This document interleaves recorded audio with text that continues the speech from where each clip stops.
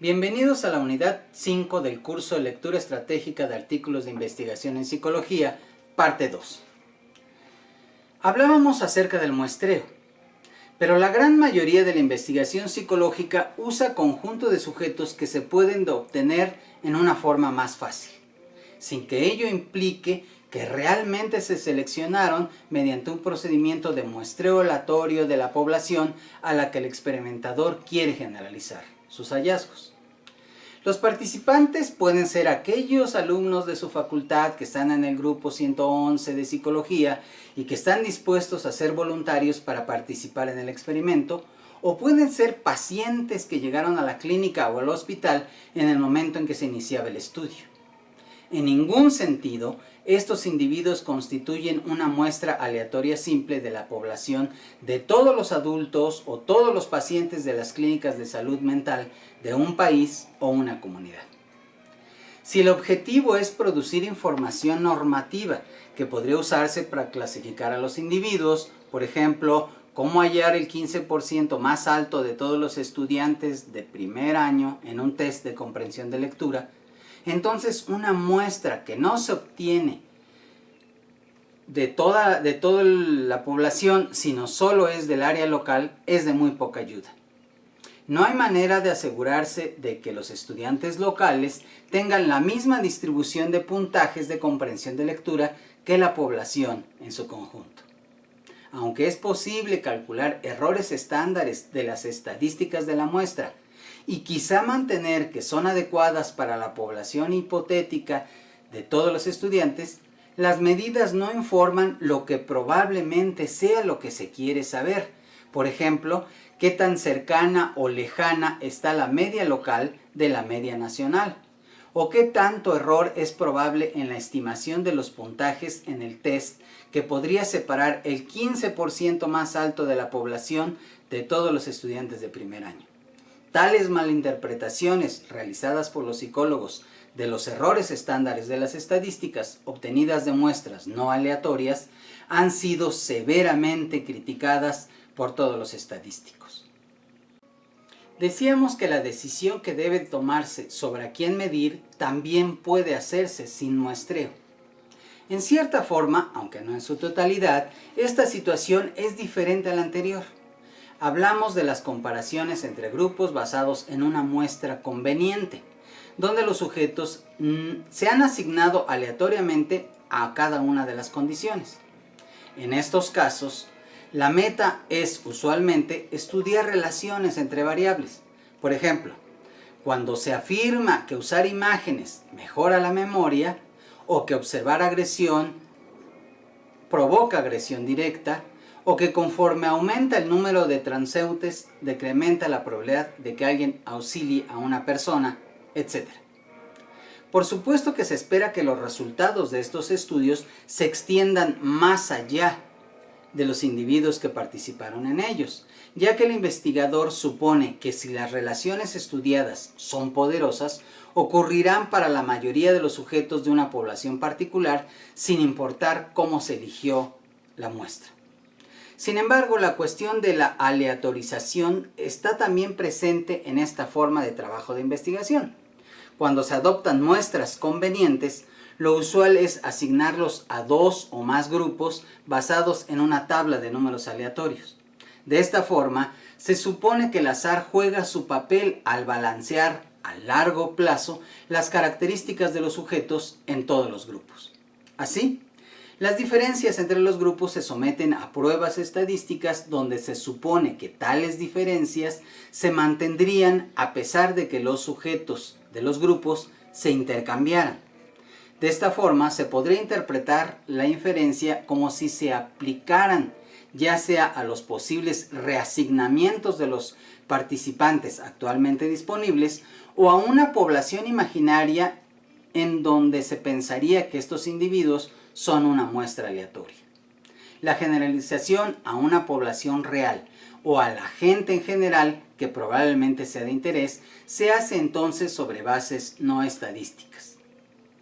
Así, Los científicos de la conducta en general deben hacer uso de cualquier conocimiento teórico que posean acerca de la estabilidad de los fenómenos bajo investigación entre subpoblaciones, a fin de poder hacer declaraciones con validez externa acerca de la generalidad de sus hallazgos.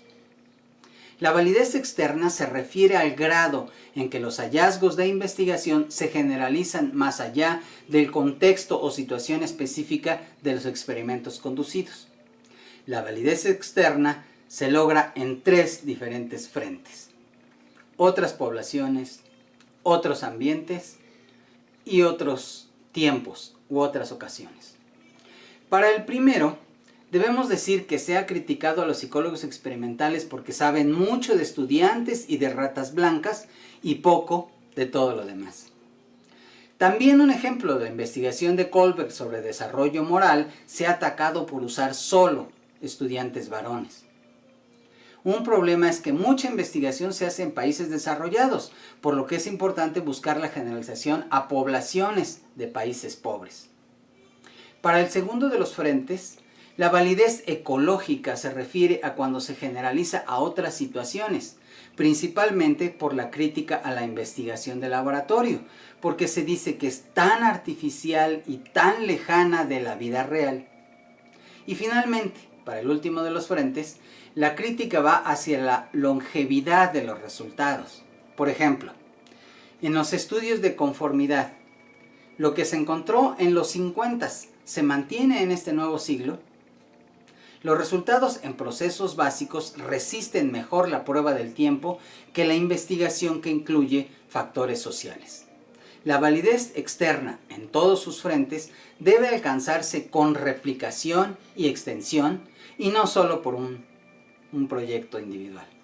Pero los problemas de validez externa palidecen frente a los de validez interna, como acabamos de ver. Ya estamos en posición de realizar el análisis de la congruencia del artículo y empezaremos con la consistencia interna. El artículo lo calificaríamos como válido metodológicamente hablando. Para ello debemos saber cuántas variables independientes y dependientes se manejaron, si se reportan el efecto de todas o solo algunas, si hay variables extrañas que pudieran confundir los hallazgos o se manejaron correctamente estas variables. Si se trata de un diseño con pretest, hay que ver el intervalo entre una prueba y otra para saber si no afecta la maduración, la historia. Hay que saber si se usó uno o más grupos de control de una manera correcta, si se eligieron los participantes porque punteaban muy alto y si eso afectaba o no, y si pudo haber cambios en el instrumento de medición. Si es un diseño de grupos equivalentes, ¿se realizó una asignación aleatoria? ¿O se formaron grupos por igualación? ¿Hubo muerte experimental? ¿El análisis estadístico fue correctamente realizado? Si se requirió de un muestreo, ¿la muestra fue representativa o sesgada? La idea era producir información normativa, pero si no se requiere de muestreo, ¿la forma de elegir a los participantes fue la manera correcta? Para la consistencia externa, debemos preguntarnos si la generalización a una población real o a la gente en general se hace sobre bases estadísticas o conceptuales.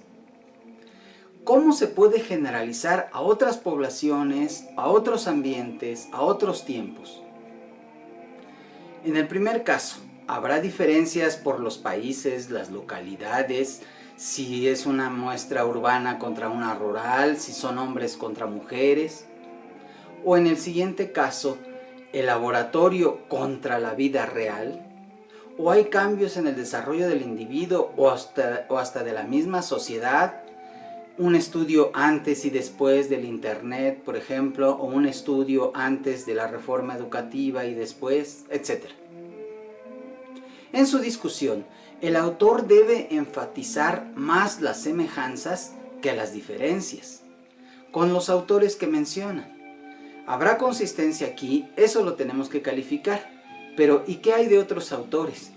Aquí es cuando tenemos que salirnos del artículo, buscar más referencias o incluso usar nuestro propio conocimiento de ese tema para poder calificar la consistencia externa y ver que no haya habido ningún problema. En la siguiente unidad trataremos cómo evaluar la conclusión del autor y cómo podemos nosotros formular nuestra propia conclusión. Hasta la siguiente.